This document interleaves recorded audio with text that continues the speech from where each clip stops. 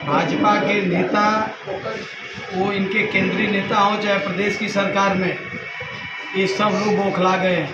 कन्नौज में जो पुलिस चौकी में घुसकर जघन्य अपराध पुलिस कर्मियों से, दरोगा से, सिपाहियों से वहाँ के सांसद ने किया है, ये उत्तर प्रदेश की और देश की कानून व्यवस्था को दर्शाने का काम कर रहा है कि जब जहाँ चुनाव चल रहा हो उस चुनाव व्यवस्था में उस पीरियड में जहाँ आचार संहिता लागू हो, वहाँ पर भी अपहरणकर्ताओं को छुड़ाने के लिए पुलिस पर सीधे बीजेपी के लोगों ने हमला किया। अब बताइए कि कैसे निष्पक्ष चुनाव, कौन निष्पक्ष चुनाव कराएगा जब खाकी वर्दी के लोग इस समय ये सुरक्षित नहीं है। तो इस लोकतंत्र के चुनाव में आप किस तरह की 400 की बात करेंगे? इनके पास कोई एजेंडा हो तो बता दें। हम तो ये इंडिया गठबंधन का ये एजेंडा है, सामने है, इसको आप लोग दिखाइए। ये इधर से भी दिखा लीजिए। हर ग्रेजुएट नौजवान को 1 लाख रुपया, हर गरीब महिला के घर में 1 लाख रुपया। इनके पास कुछ नहीं है। ये समाजवादी पार्टी ने अपनी अपील में अपनी चीज़ों को रखने का काम किया है कि हम बेरोजगारों को नौकरी देंगे, 30 लाख लोगों को 6 महीना के अंदर जो है कि इस देश में सरकारी नौकरी भरने का काम करेंगे। हम किसान आयोग का गठन करेंगे, किसानों का कर्जा माफ़ करेंगे। हम भूमिहीन किराएदार किसानों को 2.5 एकड़ से कम के किसानों को 5,000 रुपया महीना देने का काम करेंगे। श्रमिकों को 5,000 रुपया महीना देने का काम करेंगे।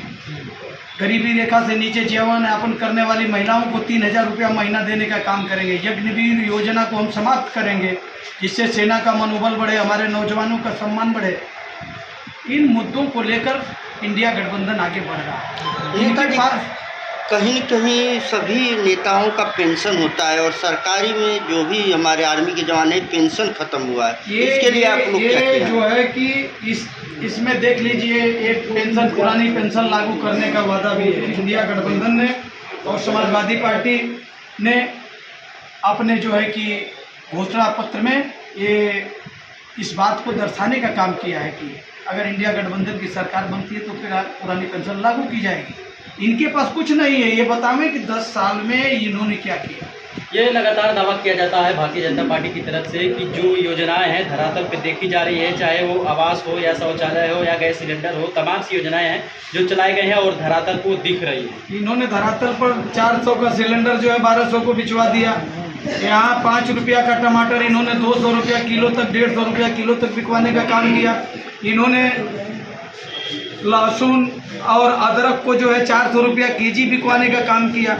सरसों का तेल देख लीजिए, नमक देख लीजिए, माचिस देख लीजिए, अरहर की दाल देखिए। जब इनके उद्योगपतियों के मंडी, इनके उद्योगपतियों के गोदाम में ये चीज़ें चली गई किसान की, तो इतने बड़े पैमाने पर महंगाई देश के अंदर बढ़ी है। लोग मरमाहत हैं किसान, और उसके बाद भी ये कहते हैं कि 400 पार जिता दो तो हम जो है कि देश के संविधान को बदलने का काम करेंगे। यही संविधान तो अधिकार दिया सबको लोकतंत्र में। आज आप डिबेट करने के लिए हमारे बीच में आए, हमसे बातचीत कर रहे हैं। आप स्वतंत्र रूप से पत्रकार हैं, अपनी बातों को रख रहे हैं, हमसे पूछने का काम कर रहे हैं। लेकिन बीजेपी के लोगों से पूछिए कि जो ये वहाँ के सांसद, कन्नौज के सांसद जी ने जो कृत्य किया है, क्या उत्तर प्रदेश में बाबा का बुलडोजर उनके घरों पर रौंदने का काम करेगा? बीजेपी के वो गुंडे जिन्होंने रात में पुलिस के लोगों पर हमला बोलकर उनको पीटने का काम किया और 4-4 अपहरणकर्ताओं को छुड़ाने का काम किया, चौकी के अंदर से दरोगा को पीटा, जिसमें दरोगा ने बयान दिया कि ऊपर से दबाव था, जो पेपर मीडिया के माध्यम से निकला है कि FIR मत कराओ। उसने कहा कि मैं सुबह का सूरज नहीं देखूंगा।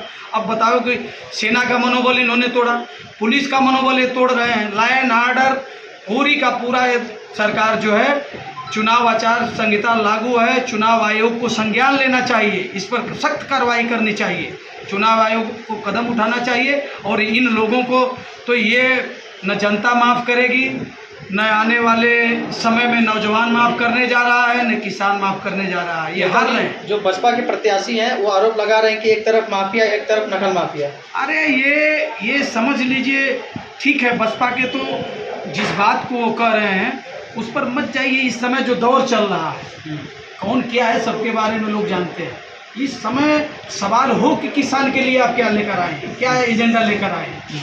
आपके पास मुद्दा क्या है? बाबा साहब का संविधान बचेगा कि नहीं? ये आज जो सबसे हमारे सामने महत्वपूर्ण है कि लोकतंत्र और संविधान नहीं रहेगा तो न हम बोल पाएंगे, न मीडिया के लोग घूम पाएंगे, न स्वतंत्र रूप से दिखा पाएंगे। बड़े बड़े मीडिया घराने जो उद्योगपतियों के हाथ में बिके हुए हैं वो तो बातें नहीं दिखा रहे हैं। अंजना ओम कश्यप जी आई थी यहीं पर लंका के मैदान में, किसी को नहीं बुलाया गया, विपक्ष के लोग भी रहते, कोई कहा वहाँ पर किसी को घुसने नहीं दिया गया। बीजेपी के लोगों से बात करके हेलीकॉप्टर से आई थी, चली गई। तो ये सोशल मीडिया के जो लोग हैं जो साहस करके, जिनके पास कोई संसाधन नहीं है, आज आप लोग इन बातों को दिखाने का काम। जो बड़े बड़े मीडिया की आप बात की हैं तो उनका राज तिलक नाम से एक प्रोग्राम चल रहा था और उस प्रोग्राम में उनका दावा था कि सभी जिलों का भ्रमण करके जो स्थानीय जो मुद्दा है और लोग क्या सोच रहे हैं सारा कवरेज करके लोगों के सामने उन्होंने व्यक्त किया था। ये और आरोप लगा रहे हैं कि सिर्फ बीजेपी वालों को ही बुलाई थी। जिनको ये इनको बुलाना चाहिए आम जनता के बीच में, इनका साहस नहीं है कि गांव में चले जाएं। ये चले जाएं, नौजवानों के यूनिवर्सिटी महाविद्यालयों में चले जाएं, उनसे जाकर पूछ लें कि नौजवान क्या मांग रहा है। वो रोजगार नौकरी मांग रहा है, पढ़ाई के लिए जो किताब 200 की थी वो 400 की हो गई, 40 रुपया की कापी 80 रुपया की हो गई। जो गरीब किसान मजलूम का बेटा है, सामान्य परिवार में मध्यम श्रेणी की नौकरी करने वाला का भी बेटा है, जिसके परिवार में 2-3 बच्चे हैं, वो नहीं पढ़ा पाएगा आज के दौर में। और भारतीय जनता पार्टी और एनडीए गठबंधन पूरे देश की अर्थव्यवस्था से लेकर इसके बुनियादी ढांचे को कमज़ोर करने का काम किया है। नेताजी, एक लास्ट क्वेश्चन। अभी राहुल गांधी जो एक बयान दिए हैं उसमें बोले हैं कि मैं युवाओं को और बाकी जो भी लोग हैं उनको सालाना 1 साल में 1 लाख रुपया दूंगा, तो क्या ये जुमलेबाजी है या सही है? ये भाजपा के लोगों ने इतना चुनाव जीतने के बाद लोग कहते हैं कि राजनीति में झूठ बोलने का एक इतना बेहतरीन तरीका से उन लोगों का सबका विश्वास उन्होंने खो दिया कि सच है कि कोई खड़ा होकर कह रहा है कि हम ये देंगे तो आदमी को समझ में रहा है कि यार माननीय मोदी जी जैसे नहीं न बोल रहा है। सबके दिमाग में माननीय मोदी जी आ जा रहे हैं, भाजपा और ये एनडीए की सरकार आ जा रही है कि इन लोगों ने 15 लाख की बात किया, झूठ बोला, इन्होंने 2 करोड़ रोजगार की बात किया, झूठ बोला।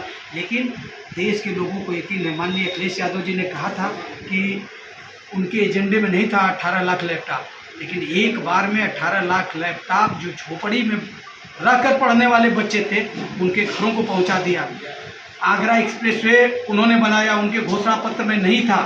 उन्होंने बुनियादी सवाल पर सिंचाई माफ़ किया, नहरों का, सरकारी ट्यूबवेलों का पानी माफ़ किया, किसानों की जो है असामयिक मृत्यु पर, एक्सीडेंटल मृत्यु पर जो है किसान बीमा 5 लाख का करने का काम किया, बेटियों को साइकिल देने का काम किया, कन्या विद्या धन देने का काम किया।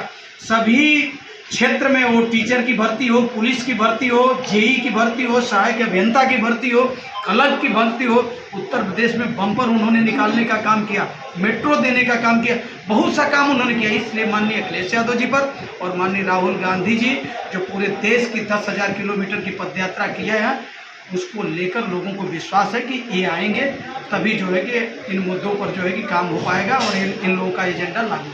अच्छा, आजमगढ़ के जो एक सांसद है उन्होंने एक गाना गाया था, बुलडोजर बाबा चाप रहे हैं, माफिया भाग रहे हैं। ये भाजपा में तो कायदे से पढ़े लिखे लोग, हमको लगता है कि आम बुनियादी सवालों को जाने, ये फिल्मी दुनिया से उठा लेंगे, कहीं से किसी तरह से बदनाम है। ये तो अभी देखे कि इनकाउंटर करने के लिए वो बरेली में पुलिस खोज रही थी, तब तक वहाँ के लोगों ने ज्वाइन करा के पट्टा जो है बीजेपी का उड़ा दिया कि इससे वोट हमारा बढ़ जाएगा, इसके समाज का।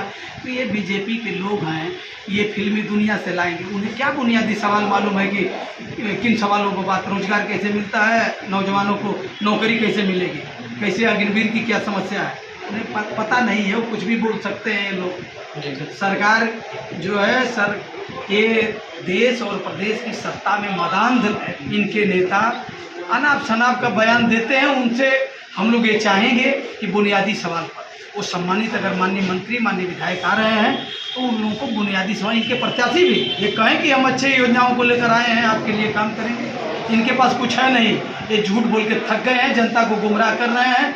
ये अनाप शनाप का इनका भाषण आप लोग देखिए, हम लोग के मुँह से वो नहीं निकलेगा कि क्या बोल रहे हैं।